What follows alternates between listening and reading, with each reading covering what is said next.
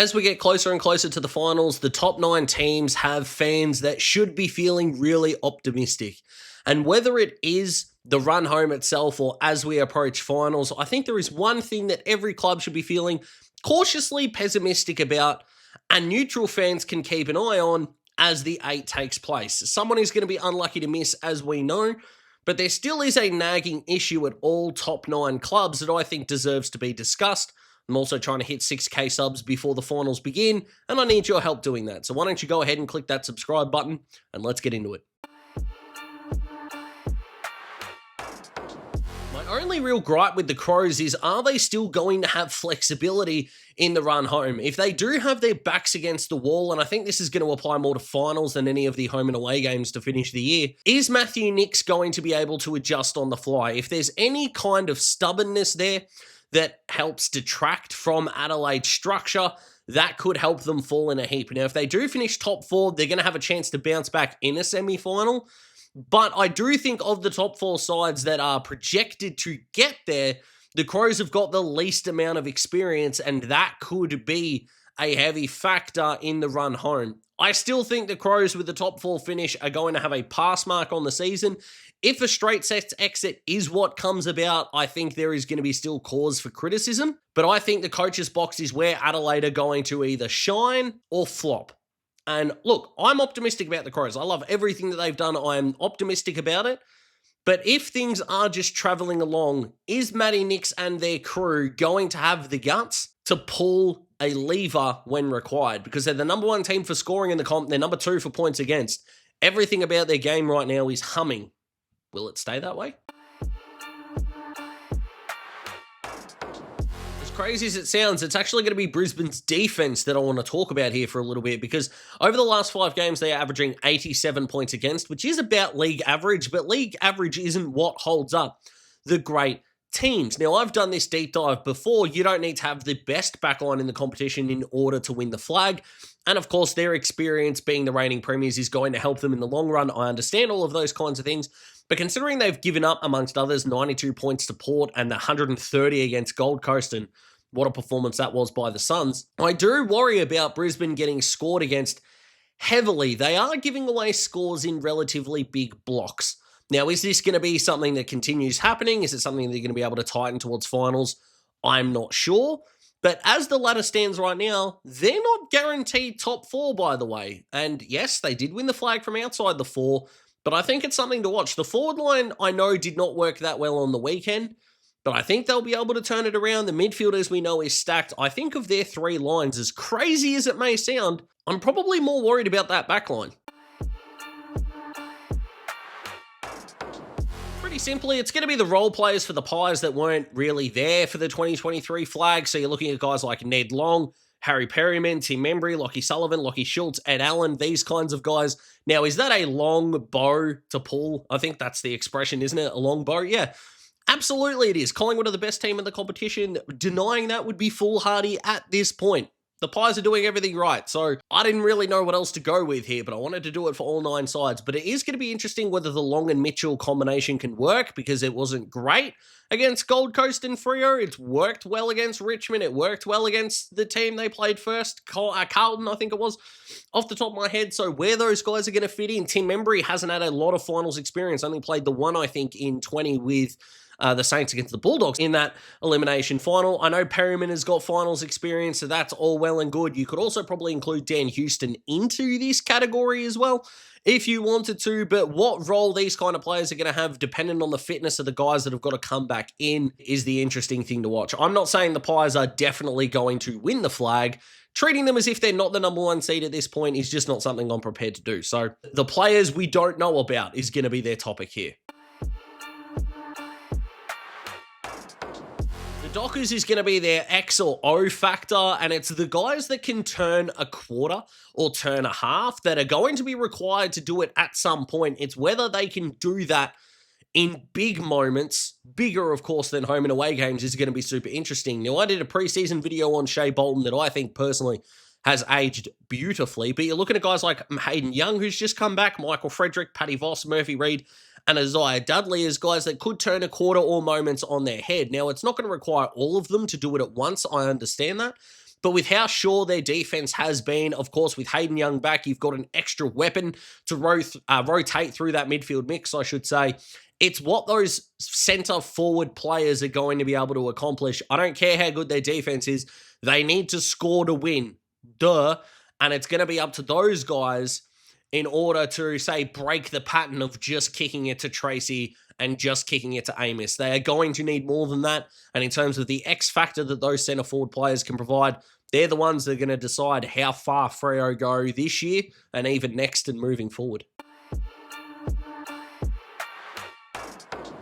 Now, this isn't the Cats' fault, but how much will the soft run home affect the ability to go from gear to gear come finals time? Their last 8 games of the year, they're going to play Richmond twice, GWS, which they've already lost, St Kilda, North Melbourne, Port Adelaide, Essendon, and Sydney. So there isn't going to be a whole lot more opportunity, even of course post that GWS game, for the Cats to go, here we go, we're in full form heading in. Because there's 2 schools of thought here. There's one, they're hopefully going to be as fresh and fit as possible with a really good ladder position, especially considering there are a couple of teams in that 9 that have got a really difficult run home.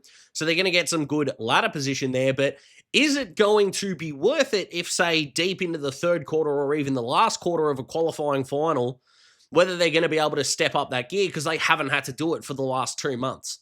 It's the only thing to look out for because, again, they look super damaging, as do all of the teams in the 9. On pure face value, I still think they're one of the better teams in the league, but should we be cautious about this run home? Yeah, I think we should. The Suns kind of remind me of losing a virginity because it's just going to be, you're happy to be there. That's pretty much the entirety of the attitude from the Suns from the outsiders looking in, and that is where we very much deviate away from that aforementioned metaphor. But I thought outside of Damien Hardwick as the coach, the list of players on Gold Coast's list that have played in a final, and it took a long time to put this list together, and it's John Noble, end of list, that's it. And you just have to wonder how much of a factor that is going to play into things. You look at how much Richmond prior to 2017, yes, 16 was not a good season for them, I understand that, but they were playing in a few elimination finals. Before that, you're looking at Collingwood, who played in the prelim against Sydney in 22 before winning the flag in 23. Brisbane had some trials and tribulations throughout the final series. Melbourne in 21 had lost that prelim to the Eagles in 2018 after defeating, I think it was Geelong and Hawthorn in that order, in the finals leading in. The Eagles in 18 had lost the granny in 15. These kinds of things, it doesn't necessarily have to be very recent finals experience that you've got to get. Even the Bulldogs in 16 lost the elimination final in 15 against the Crows. Hawthorn in 08 lost the semi-final against North in 7. It just feels like for your first time, they're not going to be at their best on value, on face value. And that's where we can kind of bring the aforementioned metaphor back in here. You're probably not going to be at your best your first time. And that's okay.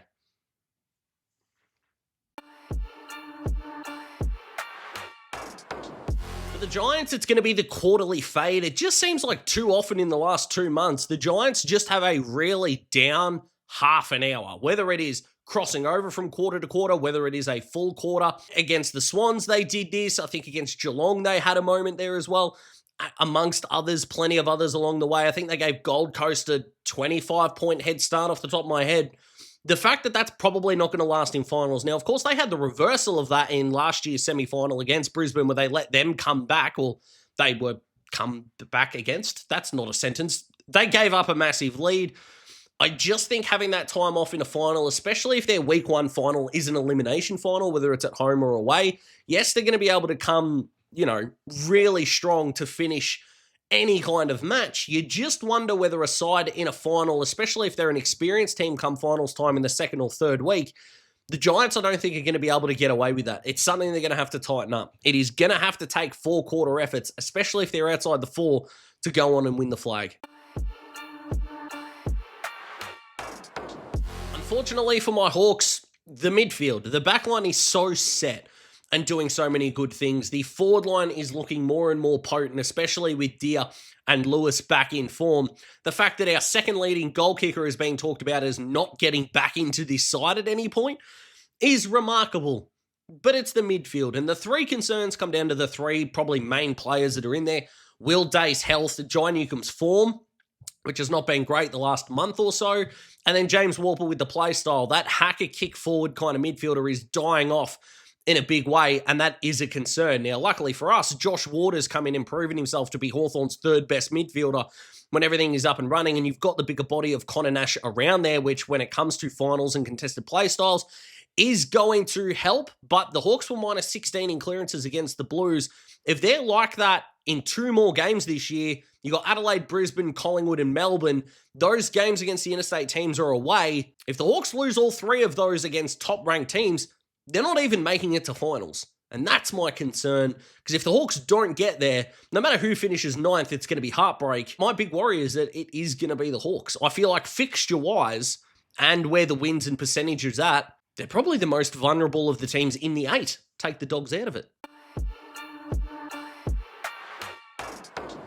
And then last but not least, the Doggies, and it's just playing anyone good. So they're 1-8 against top 8 teams, which I feel like we already know. That only win came against the Giants. Now, they're going to get the Giants this week without Toby Green and likely without Jack Buckley as well, which is going to be hugely beneficial for them, considering that their 2 tools last week kicked 13 freaking goals. But the game against the Essendon and so many times against the bottom teams is the 2 schools of thought. The first one is that we learn nothing because of that flat track bully style. And I understand that you want them to prove themselves against top ranked teams, but they're kind of in a lose situation when they play those Bombers type games, because it's like, what's the alternative? Do you want them to not smash the team? Do you want them to lose? Like, it's really interesting. But in terms of taking them seriously in the run home, is what evidence do we have that if they do make it into the 8, that they're going to be a massive threat? It just looks like they're going to be a team with a massive percentage that if they do get to that 7th or 8th spot and they play, say, especially a GWS, maybe a Fremantle or Gold Coast potentially away from home, no one's going to go into that game thinking that they're favourites.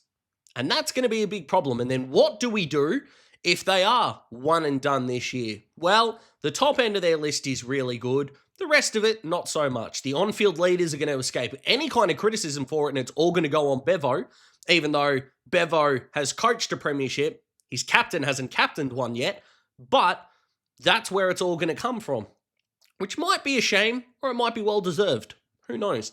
But in terms of the top 9 and the thing that I'm worried about all of them, guys, that's it. Comment below. Let me know what you think. Like the video if you like the video. Subscribe to join the Daz Talks Footy family. Trying to hit 6K before the final start. Need your help to do it, so go ahead and do that. Mock draft coming on Wednesday. And to tell you that I'm pumped up about it is the understatement of the century. Hope you stick around for that. Hope you stick around for the round 21 content. Have yourselves an awesome day.